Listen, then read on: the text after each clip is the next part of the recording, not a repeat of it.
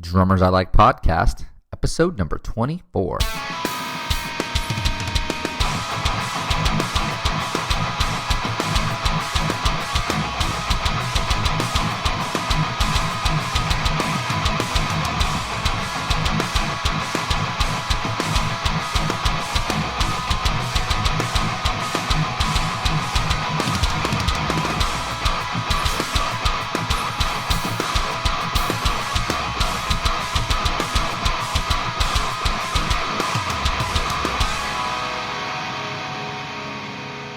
Hey everybody, welcome to the podcast. My name is Richard Ducat, and on the other line is my co-host, Kevin Charlelli. What's up, man? What's going on, everybody? Man, it's been one of those weeks, as it always is, one of those weeks in California where you wake up and it's freezing, and then by 10 a.m. it's 95 degrees out. Well, the weather's it's been remarkably like fall in Florida here. I mean, it's pretty crazy. Like today, it's I don't know, probably like high 70s, and there's like a nice breeze. And the night, I think this morning was like the high 50s when we woke up. So it's kind of unseasonable. Normally, I think last year I can remember we were like in sweltering heat all the way up until Christmas. So. It's actually 68 degrees out right now. That's pretty good. That's like perfect weather in the day. Yeah, it's beautiful. That's beautiful. So it's not bad. It's not bad. How's good your week days. going? Oh, it's chaotic as usual, but happy to be back on a podcast. Happy to have a show to bring everybody. Yes, and today's show is going to be pretty sweet.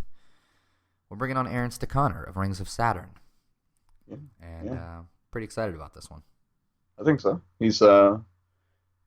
He's definitely got the extreme metal chops, and going off some of his stuff we've seen too. He diversifies quite a bit. So yeah, I like going to his page. Oh yeah, I anticipate a good chat. Seems like a good dude. It's I love when you see the Rings of Saturn. It's like a death metal style band. It's awesome. I'll go look Aaron up, and I'm like finding covers to like rock songs and things that are completely not Rings of Saturn related. So it was when I was doing a little bit of initial research on them. I think I found. I'm trying to think of the name of the videos that I found, but wasn't it? What I found like a Rings of Saturn. I found a Bring Me the Horizon, that Throne song. I found a It Lives It Breeds song. Just some other things. I was pretty impressed. He's really good, and he's active too. He's a very active player and funny. I don't know if you catch him on Instagram. He's dressed up like a girl for Halloween. It was the funniest thing I've ever seen. Good stuff. Yeah, it really was funny. But yeah, I'm excited too. I think we're gonna have a good talk. He's very smart. I think that he's got a lot to talk about as far as education and kind of what it takes to play what he plays. So. Yeah, I think we should get this thing going. Yeah, let's do it. Without further ado, Aaron Stechauner.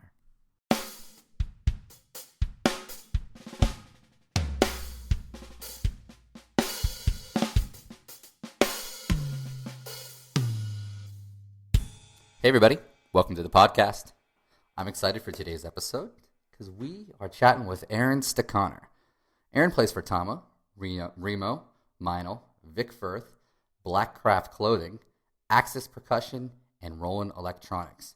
Aaron is a sick drummer. If you've heard Rings of Saturn, you already know what's happening. You already know what it's about. He's blasting out on Instagram. He's blasting out all over the internet, and he's caught our eye on for a while. And I think it was Brendan that set the podcast up. He loves you to death, Aaron, and I am so glad to introduce you. Welcome to the show, and how are you doing today? I'm doing well, man. How are you doing? Can't complain, dude. We're doing good. LA's treating me nice today. It's not too hot, and it's not like freezing cold, so we're good.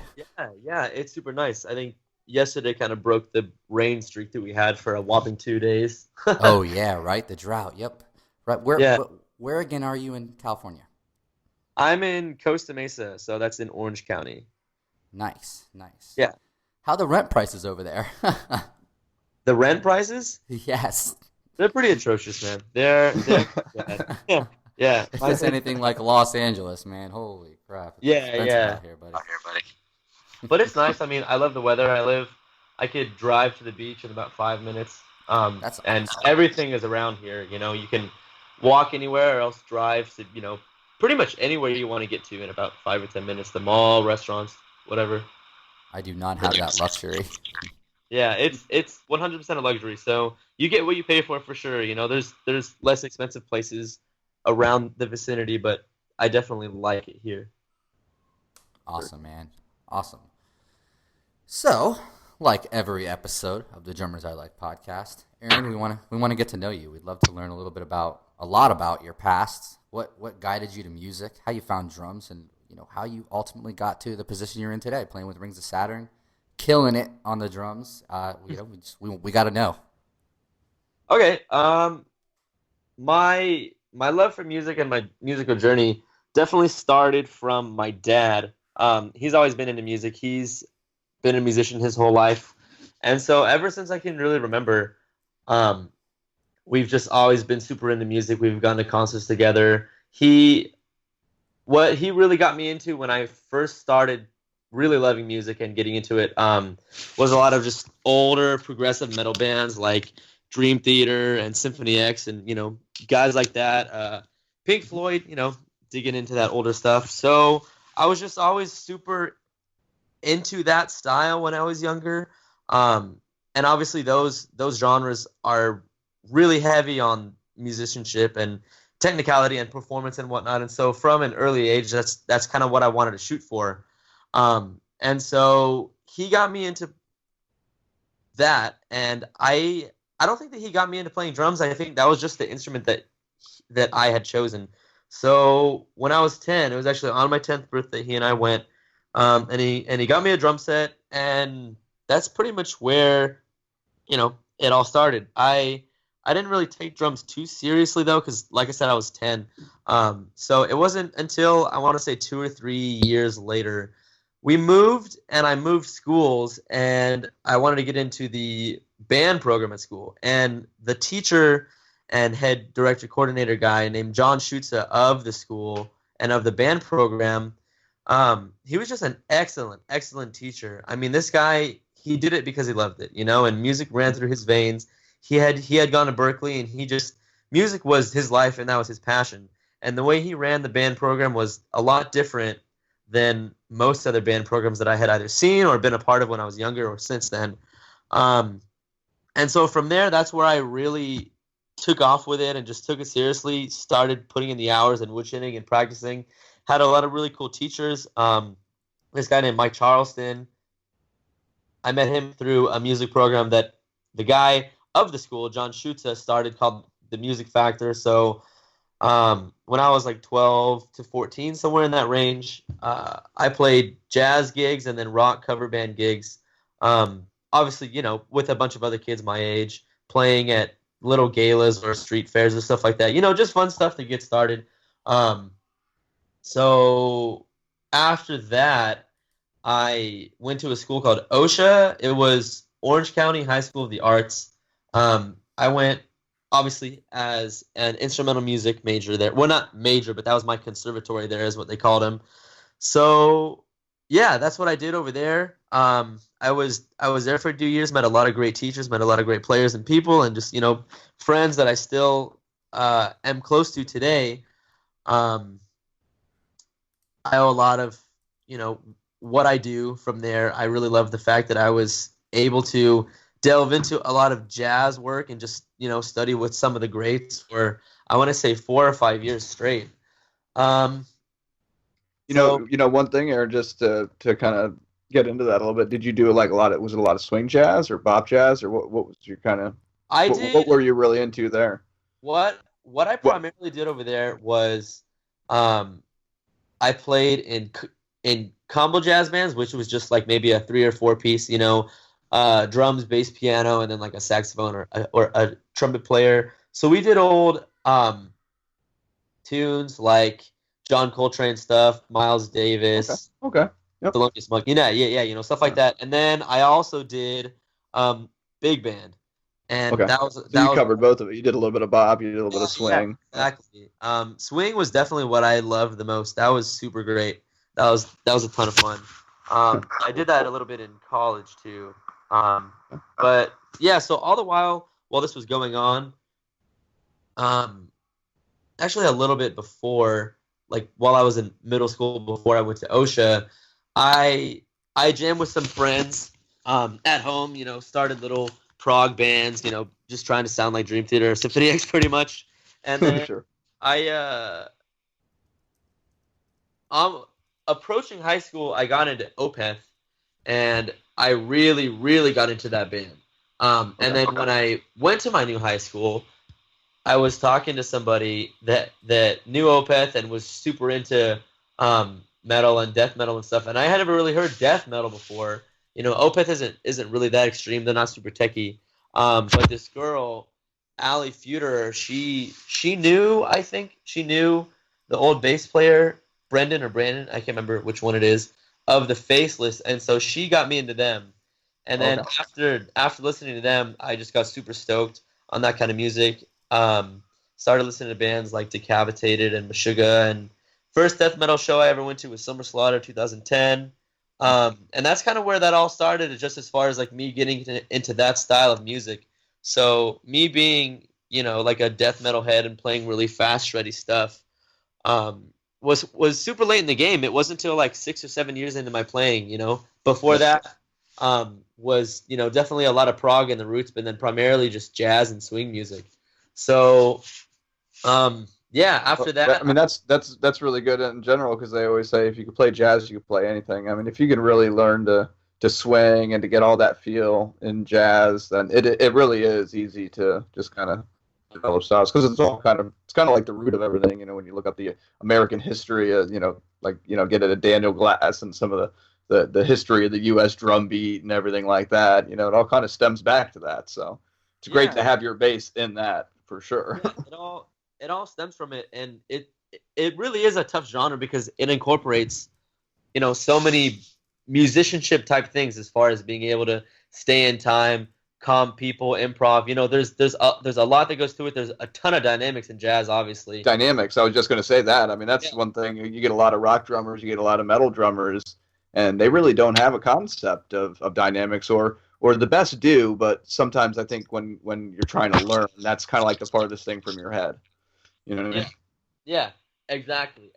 So I'm really appreciative and really fortunate that I was able to do that when I started out, because, if you kind of do it reverse and start out just being like a straight ahead rock drummer and then try and break all those habits, it's obviously super tough. So it's nice that, I have that musicianship side background, and then now I have, like a super technical, almost like athletic side of playing drums.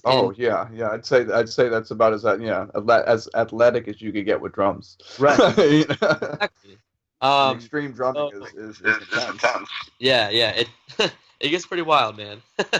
Gotta get a pretty good warm up routine and just be pretty solid overall in terms of just keeping up with drumming. I'd say that's like the one arduous thing that I would say about being a death metal drummer, is that even though obviously it's a lot of fun, it's so much upkeep, and you can only take so much time off before you have to, really start woodshedding again, just because it's so intense and it just is really a workout. So you really have to maintain those muscles and just the ability and stamina and whatnot. Absolutely. Yeah, so I did that high school thing. At OSHA, left after 2 years, and then finished my my junior and senior year at another high school. But while I was at OSHA, and then after it was where I really focused on playing just in local bands with people that I had met at OSHA, as well as outside of OSHA. Played in this band called Mirrored for a while.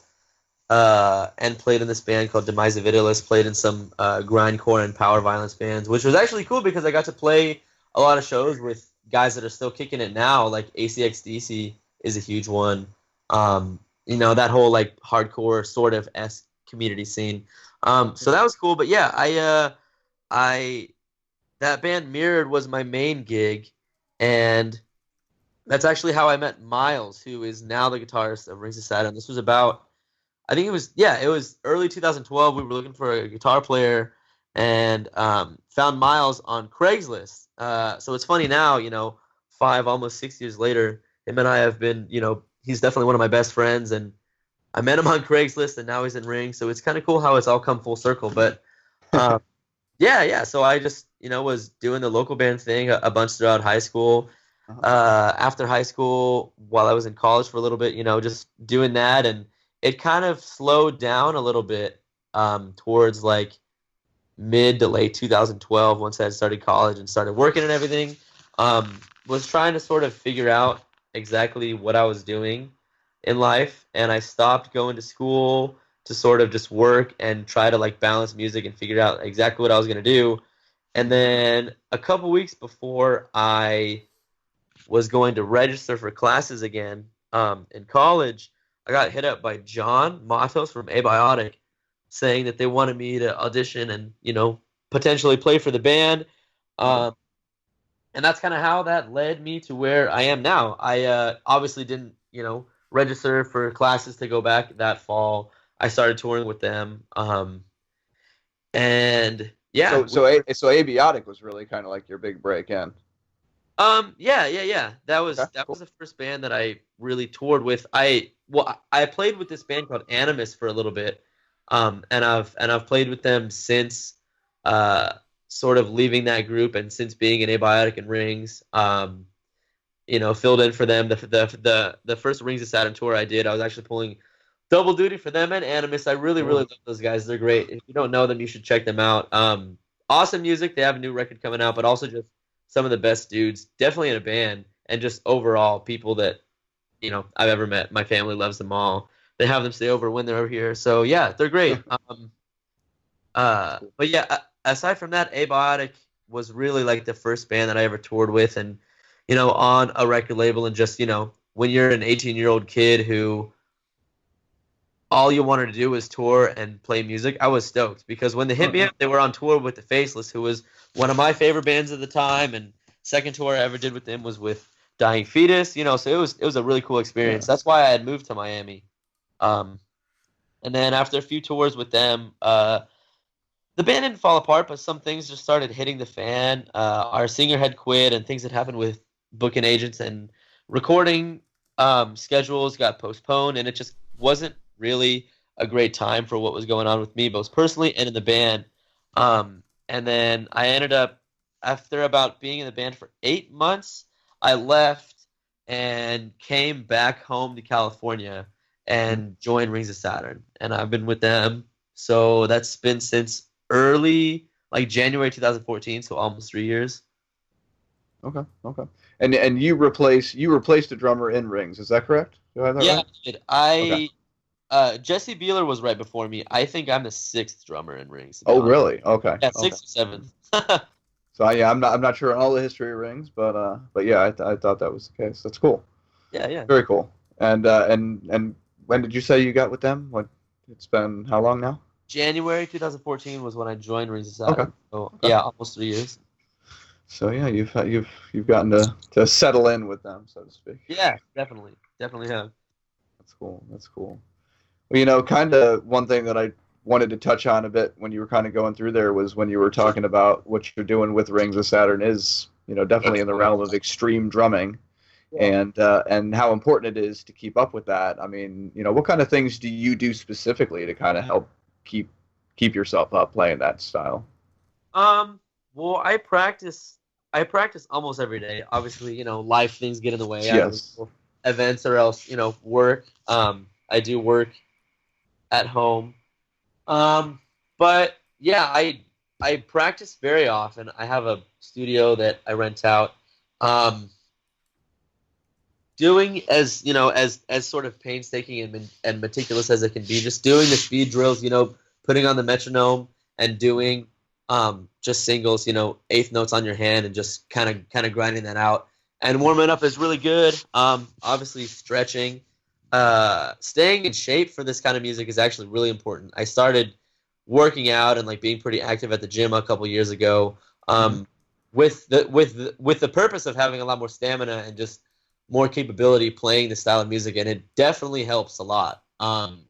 And then obviously just, being in shape in general is a great feeling. So it's kind of a 2-in-1 thing. Aside from that, really just, like I said, playing a lot, pushing the boundaries. Sometimes you get a little too comfortable and just breaking that point of comfortability, but not going too far to where you're playing sloppily or you're picking up bad habits because you're playing something wrong just because you want to break some boundary or reach some goal is really important. But aside from all that, honestly, I use a lot of what I like to call cheat codes. Cheat codes. What are those? I'm sure our listeners will want to hear what those are. My cheat code, quote unquote, as far as what I do when I play metal, things like doing the double stroke technique on the bass drum. So say I'm playing 16ths at 240 or whatever. Instead of playing eighth notes on each foot and just alternating right left right left right left, and building up stamina for that and keeping that going. I just do 2 strokes each foot, so it's right right left left right right left left. Double stroke. A trick. Yeah, it can. A lot of people think it's heel toe. Heel toe is also a form of double strokes, but it's not the same technique. Okay. But yeah, so I do that. It saves a lot of stamina and a lot of energy. But aside from just like the straight drills and runs, there's also a lot of patterns that we do. For example, if you have a grouping of 2/16ths and an eighth, and then 2/16ths and an eighth, a lot of people like to call those triplets or gallops. They're not triplets, but it's just that sort of sound like. Yeah. They end up having that feel, so to speak. Yeah. And there's a lot of complex rhythms like that on our record, to where if I wasn't doing doubles, you'd have to like lead with your right foot for a second and then lead with your left foot, and it's just really tough to do that kind of stuff. And some of it is honestly kind of impossible to do unless technique. So there's sort of 2 reasons why I use it. Another cheat code that I like to use is the switch blast, or a lot of people call it the Dirk blast or the cross blast.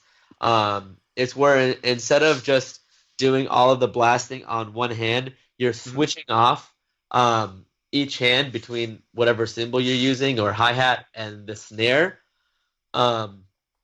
And it's a really cool pattern. It flows really well. It's really flashy. A lot of people love seeing it, and it can create really cool sounds, and it can accent, what guitars are doing or what vocals are doing or whatever instrument is happening in the music really nicely. But it saves a lot of energy doing that instead of just, using one hand for several seconds or, 10 seconds or whatever, doing eighth notes or 16th notes at, those higher tempos. And on top of saving energy, it just is a lot more consistent, and there's a lot more power and volume in it. So I like to use those a lot. Well, I mean, it sounds like from a lot of the knowledge that you just dropped for all those metal guys out there that like to listen. I think we all want to see some videos from you outlining some of these techniques. Yeah. I actually have been wanting to do stuff like that for a long time. Not only doing explanatory sort of lesson videos, but also some informative / comedic videos. As far as for example, one of them that I want to do would be about triggers and just kind of explaining to people what they are, and a lot of people like demystifying triggers, so to speak. Yeah, the mystifying triggers, and a lot of people like to complain about having high sensitivity on the triggers and not hitting hard enough while you're using them, and just talking about that kind of stuff I think would enlighten a lot of people and hopefully help a lot of people out who could benefit from techniques like that, or by using triggers but just kind of shy away from them. Yeah. Well, I can tell you, I mean, I don't play anything near extreme like you do, but I play some metal, and I've always stayed away from triggers just because, and I don't know, maybe it's because I'm older, and just when I was hearing more of it, it was older tech kind of triggers, but they just dropped too many notes. You know what I mean? You'd hear it in the PA, and it's like, hey, I can hear that. Oh, do you know what I mean? Misfiring, like? Yeah, exactly. Yeah, like mishitting or you know what I mean? And especially with really fast stuff, like remember we were playing at the Masquerade, I think in Tampa over here in Ybor City. Uh-huh. And there was a there you know we were playing Flirt first, so my stuff was all set up on stage, and there was a kid that was playing another band that played a lot of extreme stuff, and he's one of those kids. He was just all over the place, just wouldn't stop talking, blah, blah, but he was really really good. He was really fast, and he had him on his kit, and it was the same thing. Like he kept saying, "Oh my, I can't believe that you don't trigger da da da da da." And I was like, whatever, okay. So we're playing, and I mean, that PA is huge and big, and the room sounds beautiful. And he got on there, and like I said, everything he was doing was fast. It was all there, but the triggers just, I mean, it would stand out like a sore thumb. And I don't know if it was just to me because I was the drummer, or if it was just because it was really that loud, and noticeable. Yeah, I mean, So as far as triggers go, there's a lot to be said, but I'll only say a few. Number one, you definitely have to dial in the settings, make sure that it's not firing when you're hitting, and making sure that it's not missing notes when you are hitting.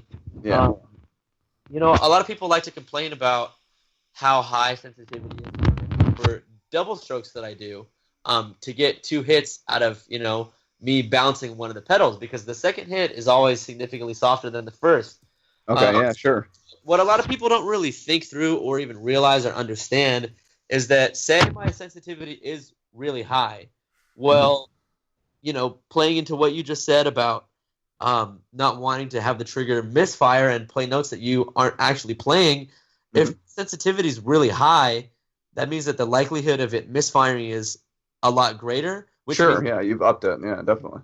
Yeah, which means I have to have that much more control that when I'm just trying to play single notes on the kick, that it doesn't accidentally fire a double. You know what I mean? So even though it may be easier to get like that second stroke per se by playing or by having the sensitivity of the module up higher, it takes a lot more control than if the sensitivity were lower. So something that a lot of people should think about, I think.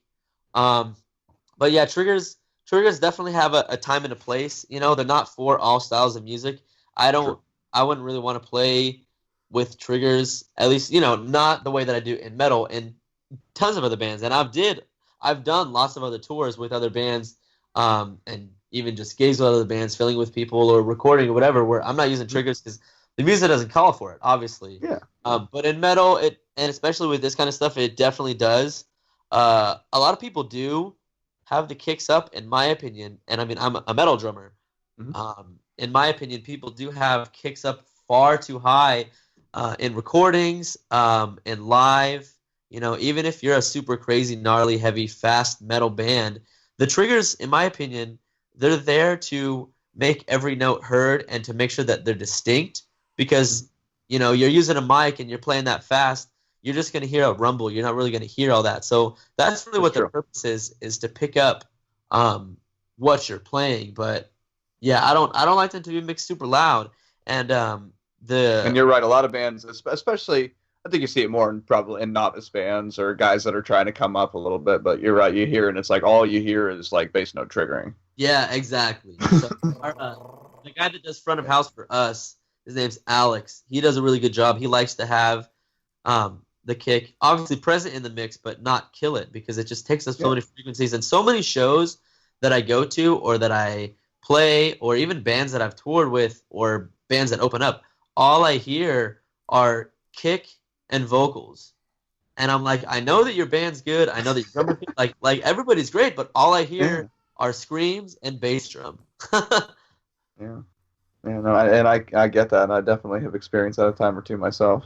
I don't know if I'll ever go quite the route of triggers, just because what I do is there's definitely more groove. It's more groovy, like it has the New York hardcore style stomps, and into it's almost like a Casey Strain-ish meets Bury Your Dead, that kind of feel. But you want to have, I don't know, I just like having the you got a lot of simple bass drum groove parts that there is no reason to really trigger that. So. Right. But that's for me. And there's a lot of guys out there that have lots of questions about triggers, because there's a lot of guys doing crazy extreme metal drumming, which is just too daunting of a task for me at my age. So I mean, I'm not like super old or anything. I'm only 32, but there was a time and place. I think there's something to be said about that, though, Aaron. Especially even though I think we're metal guys, we kind of feel that we hear triggers all the time, anyways. But to have the knowledge and understanding, I've heard in situations on some seriously big gigs with huge artists that if you don't know your triggers, you're not going to get the gig. If you don't understand how they work in every situation, you're not going to get hired. So you maybe you don't need it for every application, but just like knowing how to read music is really important. I feel like an understanding of samples and triggers and the electronic side of things, it's going to become a point where if you don't know this stuff, then you don't really know the full language of drums. I mean, really, if you say it like that, kind of coming into it, I mean, it's already kind of there. I mean, that's something that every True. drummer should kind of have kind of some understanding of, I think. Yeah, you're absolutely right. I mean, even if you don't like something or you don't prefer something or you don't even need to use it, it just is good knowledge to have. And it's, sort of ignorant to refuse to educate yourself on something just because you might be opposed to it. But yeah, man, I mean, like just like what you said, so many people that aren't even in metal bands use triggering and use hybrid drumming on the kick, on tom snare, or they'll have pads. I mean, I actually just this past Saturday met up with one of the heads of the drums and percussion department of Roland Electronics. His name is Drew, and he meets with tons of people, tons of huge big name artists, guys that play with country bands, huge pop acts, that sell out stadiums every night. And these guys are using a lot of the same products that myself and a lot of other metal drummers use. Obviously not with the same application, but still using it. So yeah, definitely being educated and being well-rounded and well-versed is one of my biggest pieces of advice to give to any drummer trying to aspire to do anything, really. Like you said earlier, being able to read music. I'm very fortunate to be able to do that, based on my background and people that I've crossed paths with and being able to learn from. Things like that. Things like being able to play multiple styles and not being so stubborn and stuck in your ways. A lot of people that don't play metal hate it and they say that it's trash and it's not music. And then on the flip side, so many people that love metal, so many of our fans, so many kids that love metal talk trash on most anything else that isn't out there. Things that are on the radio. I will put up a cover of some pop band or me playing this rock gig or pop punk music or being at a Blink-182 show or something like that, and all these kids are just talking so much trash on it because they just it's like sort of an elitist, very narrow-minded view. And so I feel like, and if that's your prerogative, go ahead. And as long as you're not being mean or offending anybody or don't be a troll, don't be a troll, don't be a Right. douche. as long as you're not actually doing something to somebody to infringe on whatever it is that they do or feel, that's fine. You can have your own opinion and preferences. But if you want to be successful or be a professional musician, which I know in the genre that we play, definitely has the most amount of fans that also play the style and that are also musicians. So if you want, to be successful in that, you have to expand your horizons. You have to be able to bite the bullet. You have to be willing to play something you don't necessarily want to. I mean, I'll be honest, like I definitely dig our band, and I really dig this new record that we just recorded. But it's not my favorite style, and it's not my dream gig. Rings of Saturn is great, and I'm very fortunate and very thankful to be in the band. But would I be a lot more stoked if I was playing in just some like radio-esque type rock band or indie rock band? Like that's the kind of stuff that I really love and that I listen to, and those are the concerts that I go to in my free time. But I'm still loving what I'm doing. Absolutely. Yeah, I mean, you've definitely got the playing style for it. And now, to be completely honest, from the outside perspective looking in, I've only seen you with Rings of Saturn for the most part. So, to hear your whole background, to know where you've come from. I mean, you have some good covers on your YouTube of just not metal stuff. So I knew that you were fluent in tons of different type of music, and it all shows in your playing, regardless. But it's really nice to know that you really aren't just a metal guy, and just that last statement you made, that goes a long way. And Right. kind of segueing into that, because I know we're kind of I know you got a time crunch that we got to meet here, so I kind of want to get into a couple of things here before we get into the rapid singles. But Sure. I want to talk about your setup. I've seen all your Instagram videos a million times. I've seen all your YouTube uploads, and Something I've noticed about your kit, and I want to hear, we want to learn, we want to hear all about your kit, your setup, your choices, stuff like that. But you have this nice tree of symbols that you've, even though I've seen that over the months and years of your playing, it's changed in different arrangements, but you keep this cool little tree over there. What's that all about? The trio, are you talking about on the right side? On your right side, yes. It looks like you set it up with a specific intent, like leveled up, 1, 2, 3. Is there a reason behind that? Oh, that yeah, I used to have it was just the ride was right next to the rack tom, and then it was the crash and then the China. I was doing that for a while. Um I don't know exactly why I did it. I know years back I sort of mimicked kind of tried to mimic Alex Rodriguez setup. Not totally. Really, the main thing I did was I just had my crash like to the left of my hi hat completely instead of kind of like forward facing. Right. But anyway, so I was messing around with that and set that up, and I don't know. I just kind of put that crash up there, and then I think I had the China lower, like the more conventional setup before, and it was getting in the way or something about it I just didn't like, and so I put it on top, and I dug that. I did that for a few tours, but I don't. I I haven't done that for a while now, probably over a year. Well, you know what? I honestly, the most of your videos that I watch a lot of your Instagram stuff, but Uh-huh. the more lengthy stuff is on your YouTube, Uh-huh. and that spans back like 5 years, all the way to like a decapitated cover. I think you put up a long, long Yeah, time I've ago. actually I used to have videos on there that were from back I don't know, like way, way, way long ago, like 2000, I don't know, 9 or 8 or something like that. I just had them unlisted. Just they were younger videos, which it's not that I'm like embarrassed of them. Obviously, I was like a much younger, much less mature drummer, but it just Sure, sure. being, like doing It, what di- I it didn't properly represent you any longer. You're like, hey, I like being able to see where I was at and where I've, come, the progress I've made, but not everybody needs to see. Yeah, it's not even something that I would mind people seeing. Like I would post those on, other places, but just, doing music more professionally and more as a career now, the page I just felt needs to have just more professionalism overall. Sure. And so that's kind of why I took them down. And honestly, I mean, as I get more on there, I'll probably, unlist other ones that are a lot older, just as quality gets better and whatnot. Yeah. Makes So sense. let's talk about your setup right now. Okay. So it's honestly just a pretty standard setup. I've just got a one up, one down as far as toms go. I've got kick, snare, double pedal. I don't do two kick drums. I never will do two kick drums. And hi hat. Is that out of ease of transportation? Yeah, primarily. It's out of ease of transportation. I don't want to have to lug around two kick drums and set up two Sure. kick. Sure. Um, Plus, tuning them can be a pain. I mean, if they're off, you can tell. and then Well, when triggering too helps, but yeah, well, what even with triggers, I mean, you have to use two triggers and have an extra yeah. cable and have an extra input in your thing, and you have to dial both kicks in and worry about misfiring for two different things.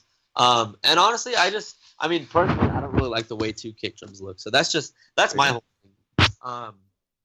So yeah, I've got the one, and then I've just got hi hat, crash on the left, crash on the right. I've got a ride and a China. I go.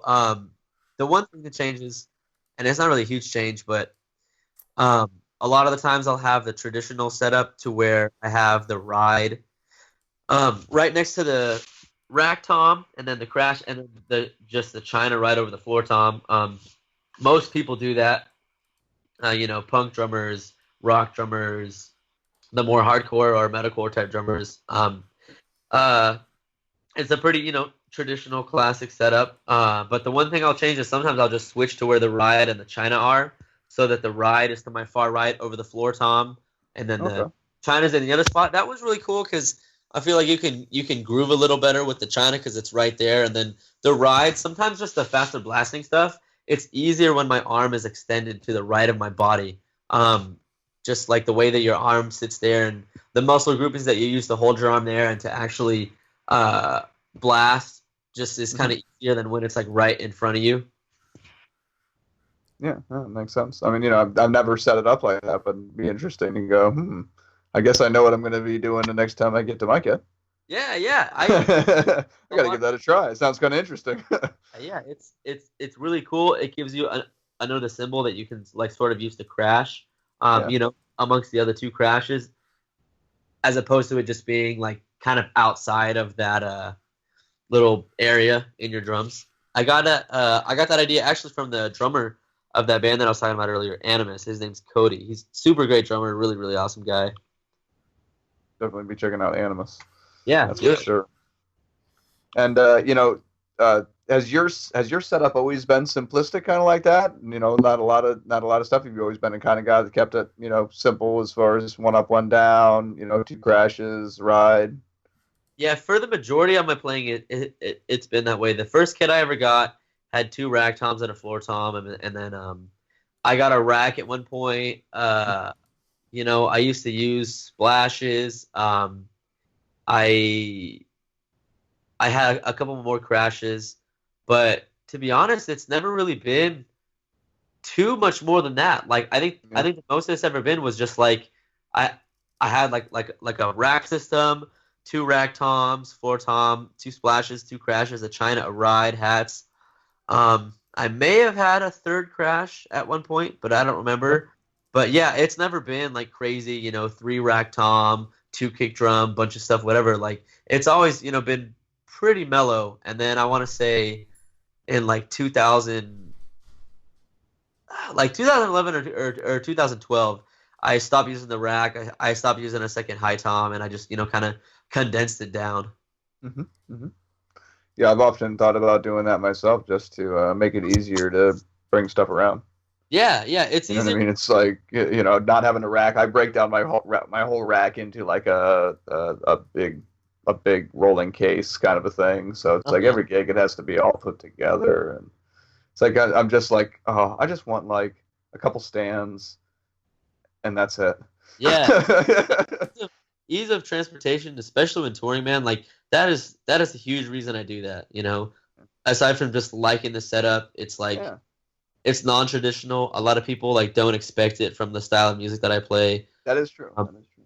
but yeah, it just is more comfortable to me, and it kind of makes me think outside the box. I almost never, well, I shouldn't say almost never, but significantly less than most other metal drummers or bands, or even the previous Rings music written, um, do a lot less just like single stroke rolls on drums going stuff. It just Yeah, gets boring to me. It's old hat, and this setup kind of forces you to do something different. it's cool. It's cool. I mean, Man, less is more, and they do that quite a bit. I mean, I've definitely worked on simplifying, and my practice kit now has been reduced just to snare, floor tom, like one ride crash cymbal kind of, and a set of hi hats.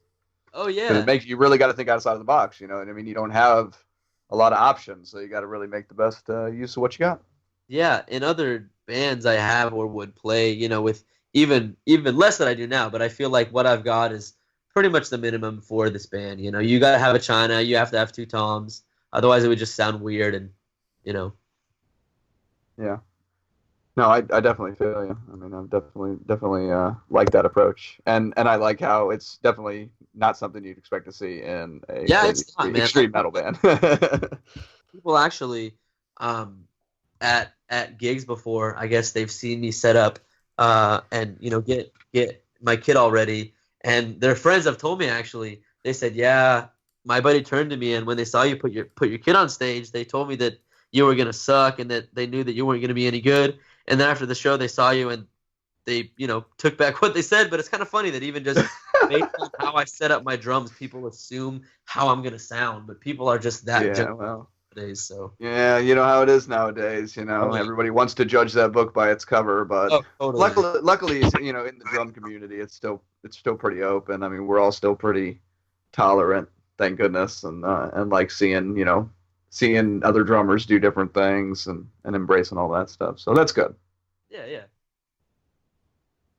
awesome, man. So I know that we are like right at the end of our time crunch. I would love to try to fit these rapid singles in, and because they are called rapid singles, they go on pretty quick. Think we can fit him in? Yeah, yeah. We've got time. I've still got a little bit of wiggle room here.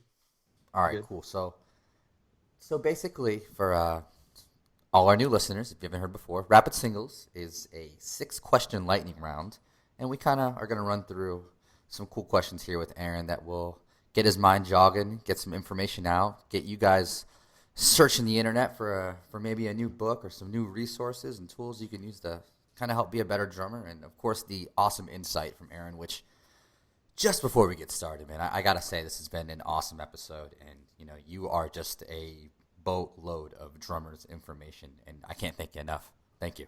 Yeah. No, dude, you're absolutely welcome. And thank you for having me on the show. I appreciate it. We appreciate it. It like Richard said. I mean, there's going to be a lot of knowledge that more listeners can take away, and especially kind of delving into some of the world of extreme metal drumming and triggering, and it's stuff that we haven't really talked about too much in depth. So it's very cool. Never. Yeah. Well, I'm glad. Cool. So if you're ready, I think we're ready, and we can get this Rapid Singles going. Yeah, let's do it. Cool. Okay, so question number 1. What was holding you back from becoming a successful drummer? What was that leap you had to make to get to the other side where you're like, all right, that was it. I'm here. Are you defining success by being a good drummer, or just sort of like playing? Kind of like when you made that step to become a touring drummer, where that was like, you were really felt like you crossed that line into, okay, I'm doing this professionally. You know what I mean? Yeah, that was definitely that time frame where I did like my first technical tour. It was like a little mini 3-day run in Animus, like from up north, San Francisco, and then really when I joined Abiotic, because again I was 18. That's really all I wanted to do. You go to Summer Slaughter, you go to all the shows, and all you want to do is be on stage. And then I go over there. They're signed to Metal Blade Records. They're on tour with one of my favorite bands. Second show I ever play with them is at Summer Slaughter. I'm touring. People are actually interested in what I'm doing as far as drumming goes. You acquire fans and friends through music. That was definitely my lead for sure. Cool. So, yeah, definitely. Cool, man. Good answer. So, question number 2. What's the best piece of advice you have ever received as a drummer?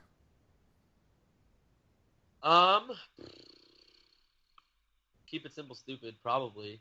That's a good one. That one. That's a good one. Yeah. Take the KISS approach. It's simple, but it goes across the board. I mean, playing in Rings of Saturn, playing simply means something completely different than playing simply. That's true.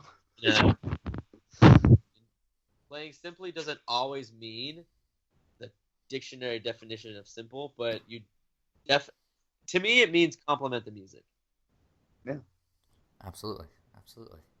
It's funny, just to dig a little deeper into that.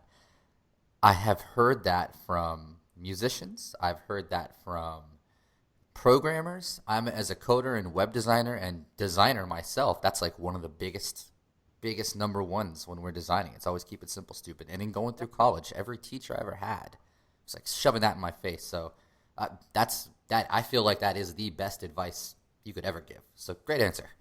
Thank you. Question number 3. What's a personal habit that contributes to your success? As a drummer. As a drummer. Dang.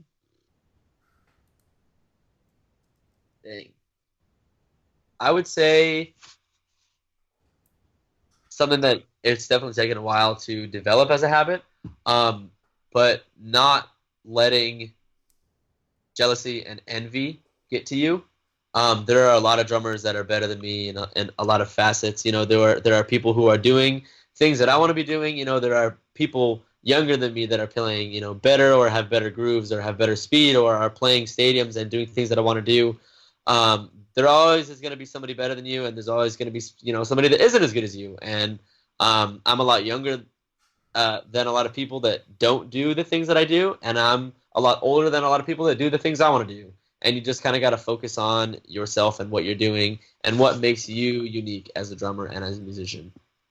Yeah, it's actually funny you mentioned that, kind of to unpack it. I heard a great quote, and it was actually from a drummer that was doing like a lesson kind of thing, a video lesson based thing. But he says, you cannot sip from the cup of comparison.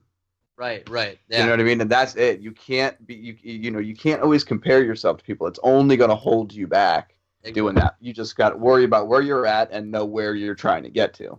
If you can Yeah. do that, that's going to help. But it's another great answer. I love that. Yeah. Be inspired and be motivated, but let that be it.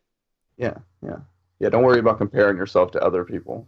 Yeah, No. don't. You never know. You never know those circumstances or and what it's taken for them to get where they're at. It's easy just to look at somebody and go, oh well, look at all those things he could do. It's like, well, you probably put in a lot of practice hours to be able to do that too. So if you haven't put in that time yet, then you probably aren't going to be able to be at that level. So shouldn't be comparing to it anyway. So That's right.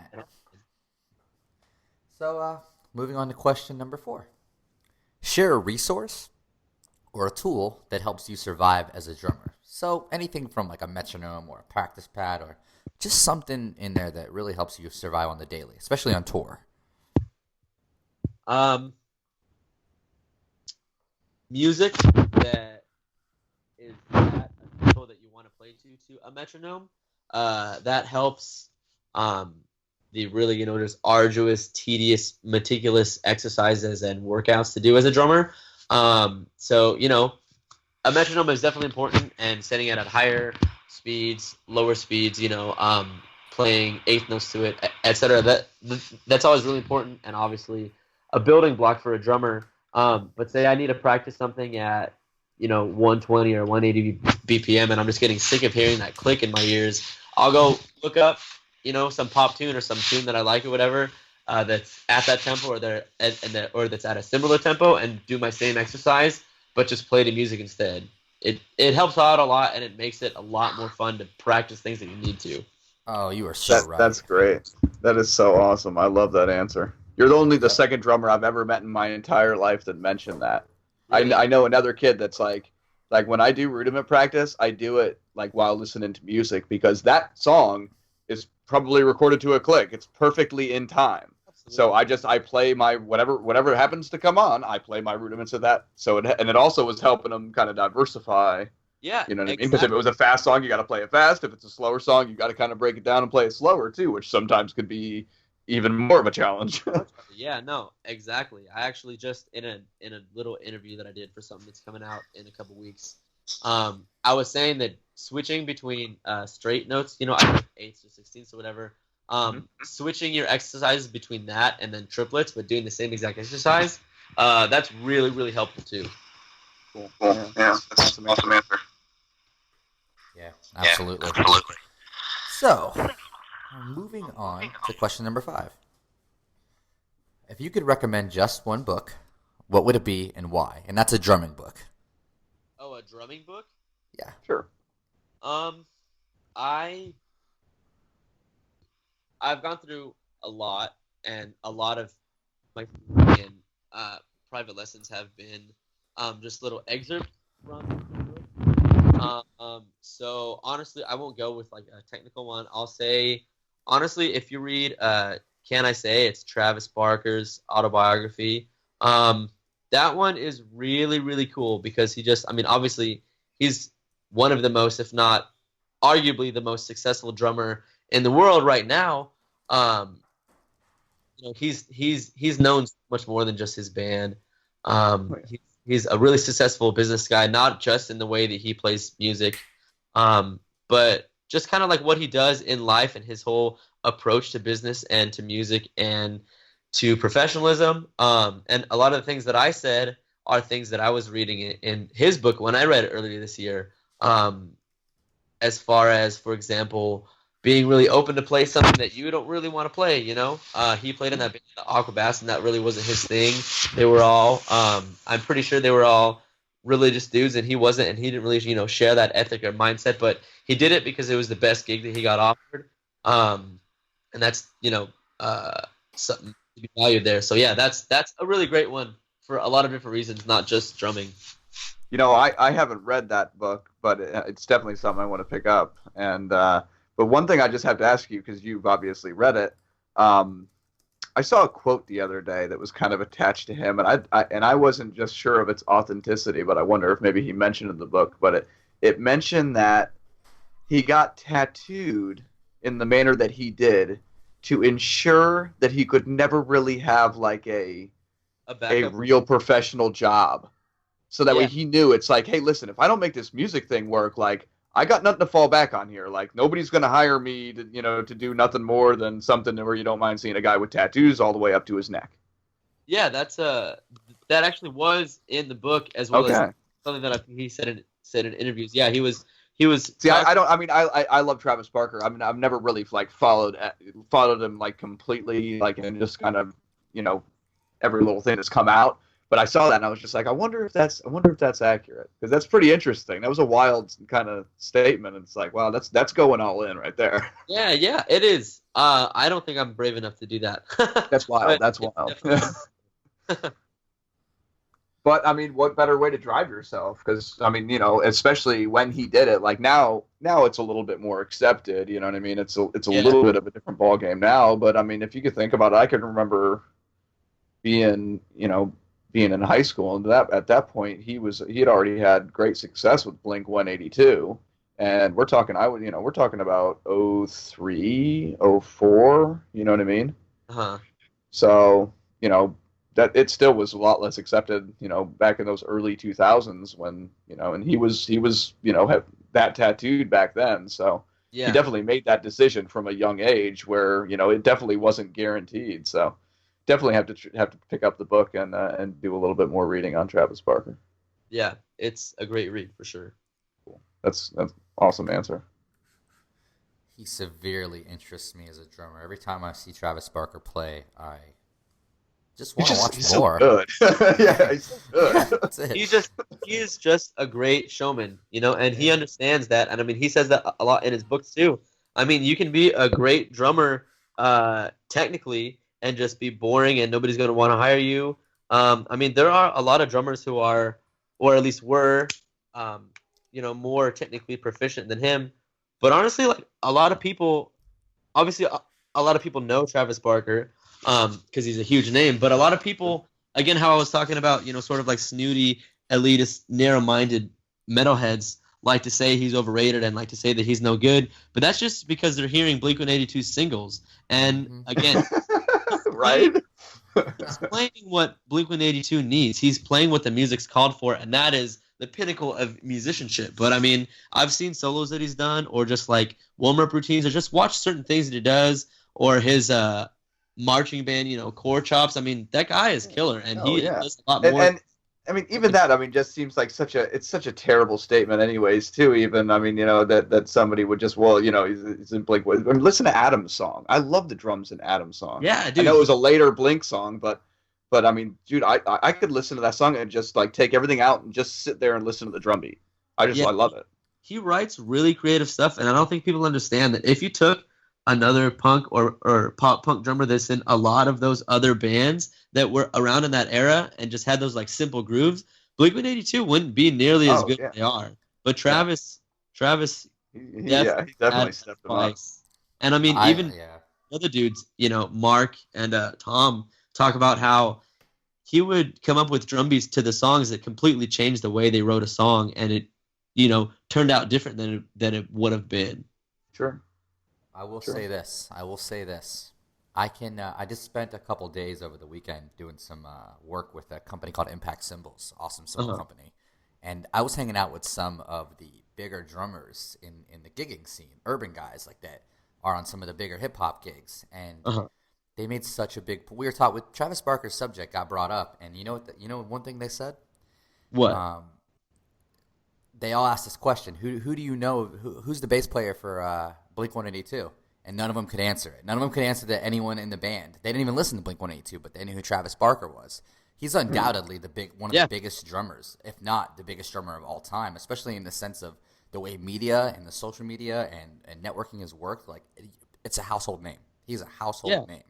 Yeah, he is. He's, and yeah, he just played the game really smart, not only in music, with his clothing. I mean, yeah, he really came and built a huge name for himself. Very cool. Absolutely, absolutely, yeah. And he's got so much more than those punk chops. Just go on his Instagram right now and be blown away, everybody. Just go on his Instagram. His practice methods are sick. But before I drool over Barker, let's move on to the last question and the daunting question number 6. Dreaded question number 6. It's really not that bad. Yes, it is. It's so bad. So let's get it started. It goes a little bit like this. Imagine you woke up tomorrow in a world exactly like ours. You still have all the knowledge, your skill set, your talent. You know it. You know everything you know now. But you don't know anybody. You have no connections. You're not in your band. You have no connection to the drumming or music industry at all. You're just you. What you do have, though, $500, a smartphone. Your living situation is taken care of. Food, drink, all that stuff is taken care of. $500 cash, and someone to drive you around with a drum set so you can play shows, basically. A drum set and transportation. What would be the first thing you would do to get back on the bandwagon and get yourself in the industry playing as a drummer full-time again? Damn. That's pretty thought out. Oh, geez. Sometimes we have to clarify a few things, but for the most part, it's just how would you basically restart? If you're in a place, it's like you got like I said, you got all your skills as a drummer, and you got to go, okay, well, what do I want to do first to get myself going out here to be a professional drummer? So I have the same skill set, and that's all the same. Like you're still a drummer. You're still a good drummer. You still know what you know now on drums. You just don't have the connections. You know what I mean? You're not playing in a band. You don't have, people hitting you up. You don't have any endorsement deal. It's completely fresh. Like nobody knows your name yet. You've got to kind of rebuild. Okay. I like to exaggerate it a little bit. I'm sorry.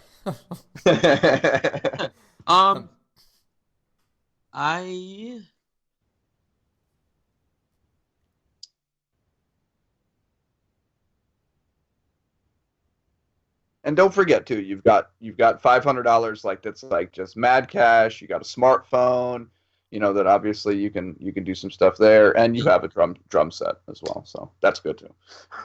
I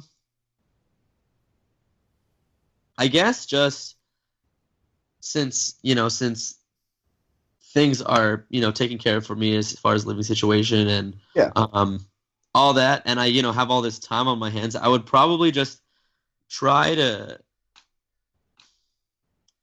with the way everything is now, I would try to come up with some cool creative idea to make videos out of,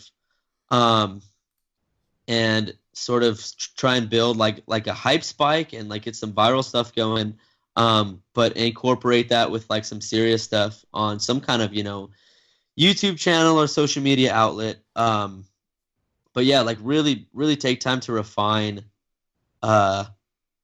some sort of new idea just to like get people excited to look at this guy, and then once everybody's excited about what this guy did at first, they'll be stoked to watch anything that you do afterward.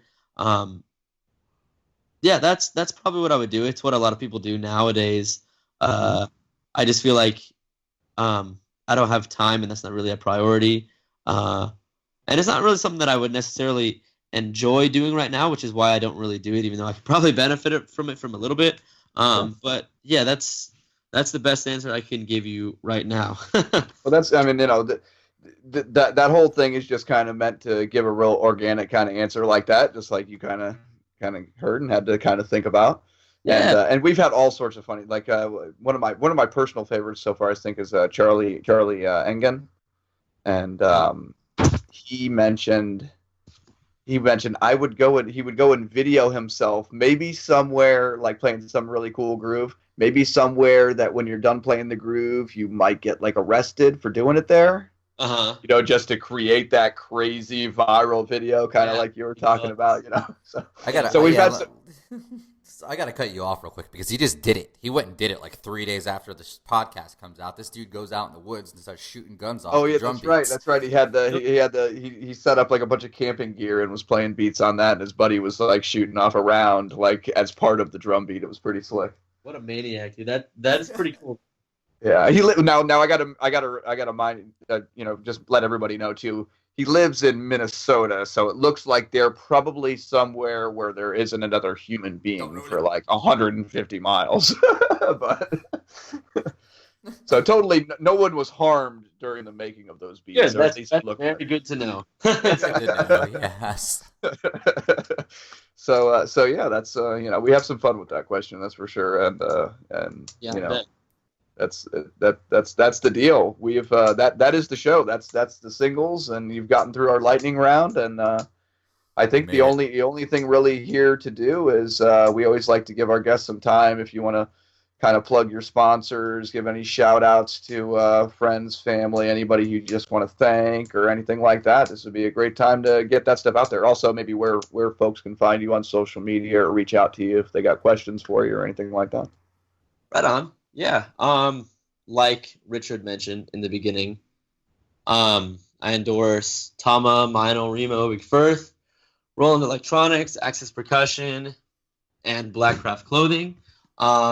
Aside from that, you can reach me on Facebook. Just search my name, Aaron Stechauner. Instagram, same thing. YouTube, same exact thing. I do lessons. If you're not looking for lessons, you can just, if you have any question about anything that I mentioned on this podcast, or if something that I mentioned, sparked your imagination for some other kind of question, or anything that you wanted to delve into, feel free to hit me up on any of those outlets. And if I don't answer right away, it's because I didn't see it, or there are weird folders online, message requests, and all kinds of great stuff like that. But yeah, just feel free to hit me up anywhere with any kind of inquiry that you have. Cool. That's Awesome. great. That's great. Awesome, man. I love to hear that you're doing lessons too, because I'm gonna have to get linked up with you. Yeah, I do them on the road, and I do them on Skype too when I'm at home. Yeah, you're pretty close to me though, so I think I'm gonna have to take a trip out and spend the day learning some foot technique. Yeah, dude, I'm definitely down to do that while I'm here. Awesome, man. There we go. So, very good, Aaron. I once again, we got to thank you for your time on the show. You're a knowledge machine, so thank you very much. Yeah, of course, guys. It's been a pleasure being on the show. Yes, thanks again, and it's going to be a great show. Like I said, lots of knowledge for our listeners. Definitely delved into some cool topics. So can't thank you enough for coming on. Yeah, guys, no problem. Cool, man. Excellent. So we'll be in touch, and have a great night. Enjoy your tour. All right, see you guys. Good night. Well, that was quite a show. Sitting with Aaron, not literally sitting with Aaron, but talking with Aaron. Man, he is full of knowledge and information. I was not ready for that. You were not ready? I mean, come on, man. Are you surprised by now? I mean, every time we do this, it's like that. You're right, actually. I guess I shouldn't be surprised at this point. He's just like a drum genius. Yeah, he's into it, man. That's how we like it. That's how we like it. Yeah, and guys that are down to have a good chat and talk some good drum stuff and about music and their approach and everything else. So I love his theory too. He's got a great theory to, the players that you find in this industry, and metal drummers in general. The type of musicians you find in this industry are very one of a kind. Yeah, and they give us valuable insight. Yes. So if you didn't take notes, make sure you go back, take those notes. If you want to get in touch with Aaron, we'll have that information in the show notes below. If you want to get in touch with us, of course, it's always at Drummers I Like and /Drummers I Like for you Facebookers out there. Of course, on YouTube, you can find us at Drummers I Like. And if you scroll on our sidebar and below the show notes on this episode, you will find a nice tab to go and review us on iTunes. Of course, if you're on an Android device, just go to Google Play, type in Drummers I Like Podcast. We'll pop up the little review buttons there next to our name. Make sure you leave a review. We would love to hear what you're thinking. Same with Stitcher. And I think that's like everywhere you can find the podcast as of now. Am I right, Kevin? Yeah. And of course on our website at drummersilike.net. Yes, drummersilike.net. Yes, I'm excited, actually. We're getting ready to do some cool changes to the podcast player and kind of streamline the look of that and make it easier for you guys to get shows and get them in your pocket without having to jump around to 45 million different apps, which we don't want you to have to do. So look out for that. And we just ended the Jared Falk free Drumeo contest. I don't have the answer for the winner, but we will announce that via social media and, of course, do a nice shout-out next week on the show. As you know, Joey Bones took home the prize for the Tesseract Drumhead contest. Congrats to him once again. We're getting that thing shipped out right away, buddy, so look out for that. Besides that, I don't think we have anything crazy coming up next to NAMM, which I'm super excited about. Am I missing anything, too. Kevin? I think they covered it. I was just gonna say we're gonna get that drumhead out to Joey Bones. Yes. And that's awesome. So hopefully you'll be looking out for that. And I think you just about summed it up. Yeah, we got a lot of great shows coming. We got a lot of cool stuff coming too. We're working on probably the best drum app that's ever going to be created of all time. No one will make this app and has even thought about this app. So all you drummers out there that have been looking for a better way to practice, just wait. Just wait. It's coming. We got some big stuff working over at Drummers I Like. We're excited. Once again, you can find us at @DrummersILike /DrummersILike. And, of course, it's Rich Ducat and KMC Drums on Instagram. Is that right, Kevin? I nailed that? Yeah, KMC_drums. KMC to be exact. _drums if you want to reach out to Kevin or I via social media. We're very active. We're always chit-chatting. We're always posting drum videos, and we're always communicating. So now that you know how to connect, look out for another episode, and thank you, everybody, for listening. Kevin, thank you for your time today. Thanks for coming on the show and being my awesome co-host for this 24th episode. It's pretty awesome. We made it this far. Yeah, no, I agree. I mean, it's been fun. I mean, 20. What are we on? What episode did you say this was? I just said 24. I just said it. 24. Oh my God, you're right. That's what I got distracted. R2D2 went off in the background, which generally means my phone, and I got distracted for a second. So you'll have to forgive me. You caught me. I caught you. But yeah, 24. I mean, 24 episodes. I'm not complaining, and we got a lot more books. I'm just baffled. I can't believe it's been that. We're moving right along. Yeah, we're halfway. I know it doesn't seem much in the grand scheme of podcasters, but for us, every episode that we climb up there is just another notch in the belt and a little bit more experience trying to, be able to put together the best show we can. So. Yeah, I actually went back and listened to episode 1. Did you really? Yeah, we did. We're funny. I don't even. I'm kind of afraid to. I've been afraid to. I'm not gonna lie. Well, you know what that means? That means we're gonna have to bring Sam. We're gonna have to bring Sam back on the show soon. Oh yeah, you have to come back, Sam. We'll have to bring back. You know what? I was thinking really heavily about this when we hit our 50th episode. We'll definitely start bringing back some of the originals that played a big part. And I think the drummer's going to be excited too because I'll just drop one more bomb. So we're getting ready to launch a once-a-month drummer takeover show. And in the cards right now, it's looking like we got our good buddy Amir Uzman getting ready to come on the show. So be on the lookout for that. We'll be getting updates out soon. And I'm really excited. We got a lot of cool shows coming out for Drummers I Like. And 24 is going to turn into 2400 here soon. So well, that's a lot of that. I mean, that's a pretty big number. I mean, I'm sure we'll get there someday, but that's a lot of episodes. So I'll just give it to you like this. I've been listening to Entrepreneur on Fire for like 4 years, and he's at like episode 3000 something, and he's done it every day since I've been listening. So 2400 episodes is in like 3 years, 5 years. That's I mean, and he's doing them every day. So every day, 7 times the progress. I mean, even just like looking at like Rogan. The Joe Rogan Experience probably has 300, 400. How many does he have? He's got quite a big.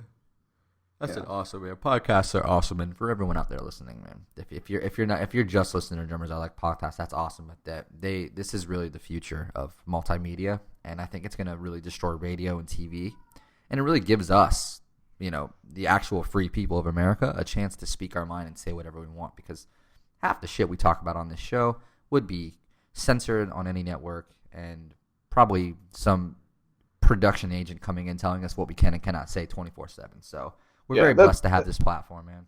Really that's the biggest thing. Just like you say it. I mean, in podcasting, you don't have the FCC that you have to kind of contest with when you put this out. Right. So you can put out your true thoughts and not have to worry about somebody saying, "Oh, you can't do this, you can't do that." I mean, we're pretty good. We don't get crazy, but there's plenty of podcasts where they're very explicit, and if you listen to comedian podcasts or Joe Rogan show or any stuff like that, then you're bound to hear a very uncensored show, and it's pretty wild, especially if you're used to listening to like talk radio on the radio, like I was. I love talk radio, and like first time I started getting into podcasts, it's just like, oh my god, like whoa, holy moly, like I didn't expect that, But then it's like, well, they don't have anybody that's like, you can't say that or you can't do that, so not unless maybe you're getting big enough where sponsors could dictate to you a little bit about how you act on air, so to speak. But I was listening to. I think it depends on your sponsors too. I was listening to Joey Diaz's podcast, and he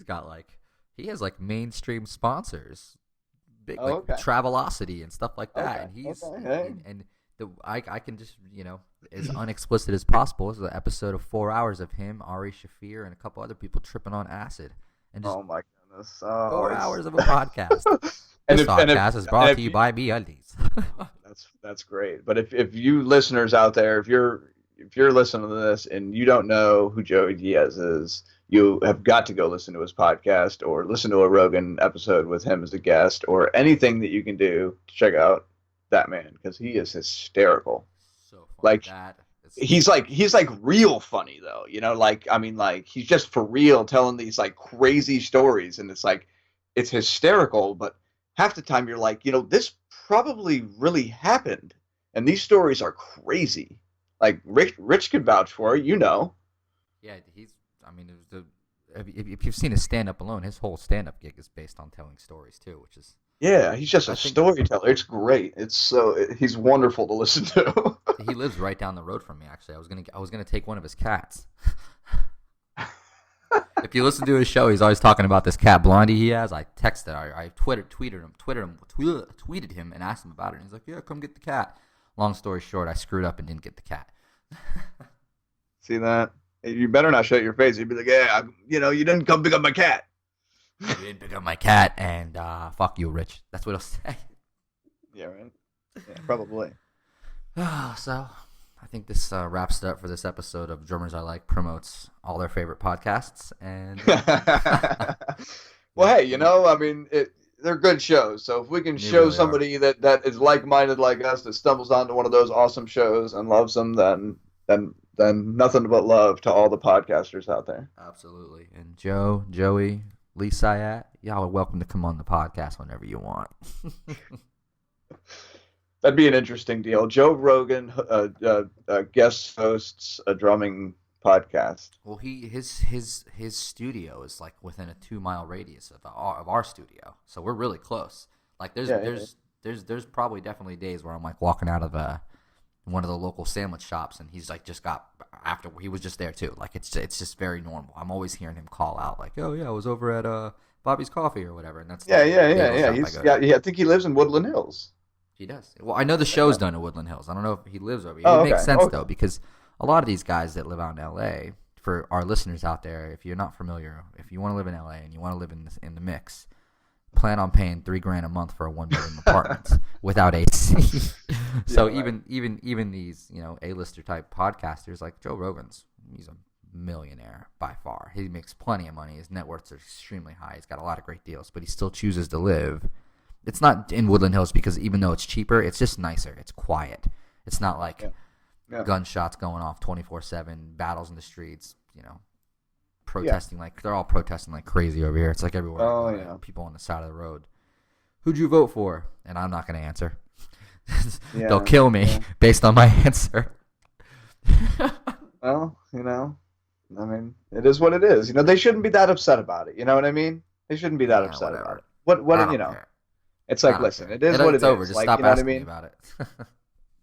There was, we've just had a very Democrat, liberal style president, and he's been in there for 8 years. It's, he's passed a lot of very liberal things, and so it's not like the last 8 years have gone backwards or anything, and we have to deal with what we have to deal with.